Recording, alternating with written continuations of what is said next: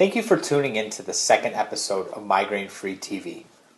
This episode may hit home for the many sufferers out there. Today's topic, how to take control if migraines run your life. I recently had a conversation with a woman and she was telling me about how stressed she was about her upcoming vacation. Mind you, this vacation was just over 3 months away, in June, but she was already panicked about the potential that her migraines and headaches would ruin the trip.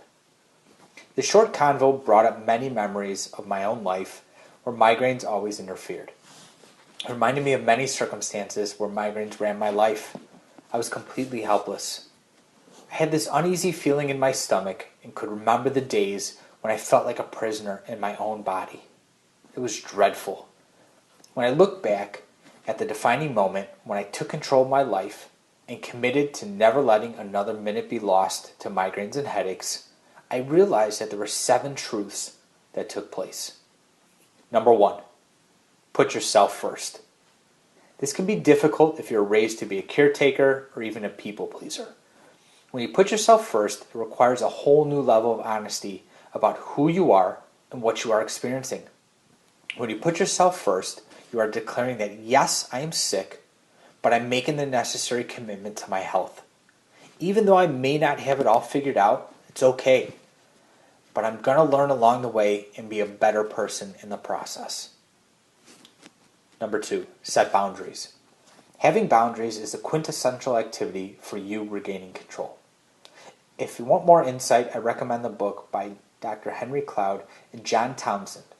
That being said, boundaries keep you in control, and they put you in a position to not be sidelined by that rogue trigger. For example, if you have someone that is filled with drama and they walk all over you, limit your exposure to them. If you have a friend who's inconsiderate of your pain, stop associating with them. If you have a work acquaintance that does not practice good habits and you're trying to incorporate more into yours, it may not be a good fit. The list can go on and on and on. But whatever the scenario in your life, set boundaries and take control. Life is too short to be exposed to this nonsense.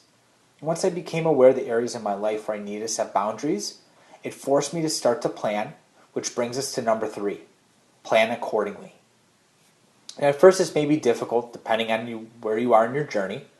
Now, the more time you've spent understanding your triggers and your boundaries, this may require you to alter your schedule, your eating habits, what movies you watch, what music you may listen to, who you associate with, what activities you go to.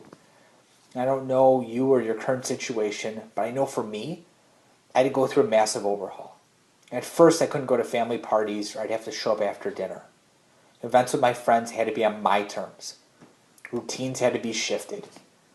My mental perception of the entire process could have been of, doom and gloom, but I looked into it with excitement, like I was a mad scientist. And that leads us to number 4, let go. Can't allow your feelings to rule you. Whether or not you feel as if you're going to be a burden or, you're going to let friends or some family down, feelings of guilt, perfectionism, hate, anger, frustration, sick and tired of being sick, you have to let them go. If you hold them near to you, you will never be healthy. I can't stress this enough. You can't have a positive life if you are negative. These emotions will manifest in the body and they will create tension. Your cells can't perform and be healthy if you suppress your emotions. The American Academy of Family Physicians have linked poor emotional health and headaches and many of the different symptoms a migraine sufferer experiences. Now, let me make a key point. Again, I don't know where you are in life or what you may have experienced. In some cases, this step can require much work. I had to go through a lot. But what I noticed was with each step in the right direction, the pain and the frequency of my headaches started to go down. As you begin to take back your life and become aligned with the activities that serve you, you're forced to practice number 5, which is say no nicely. This was a task that was a bit difficult for me at first, but over time it became quite liberating. Now, one of my favorite self-help books is Getting Results for Dummies, written by Mark H. McCormick. Elaborate upon a principle that I believe is essential for migraine sufferers. Saying no nicely allows you to maximize the most precious commodity, time. Everything is competing for your time and attention. We know that a migraine is contributed to an overactive nervous system. So when you say no nicely, you take control of your time and your activities. So in the beginning of your journey, you may need more time to yourself. Whether it's time to decompress, journal, experiment, cook, whatever else. You'll need the time to do so. It is impossible to say yes to everything and be running like crazy, and then it's time for yourself. If you say no nicely and still have activities to accomplish, you can always do number 6, which is ask for help. This can be often the most difficult, but the most essential. If you need help, ask. Don't hesitate, just ask.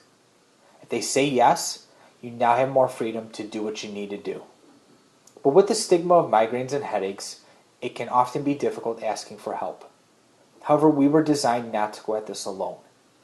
The more help we can get, the more successful we'll be. Whether it's getting a ride, having someone watch your kids, giving a friend money, go to the grocery store for you when they already have to go for themselves. Whatever the task, ask and see what happens. If you're able to get the help you need, you're also developing a wonderful support group that knows, feels, understands, and is there for you when you need it the most. But don't be fearful. Be genuine and ask.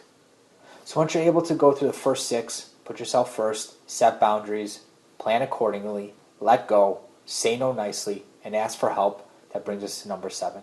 Assess, discard, add, and repeat. This is your evaluation, so keep a journal.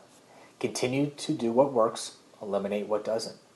The more you're able to implement these successful habits, the more likely you will be successful in creating your migraine-free life.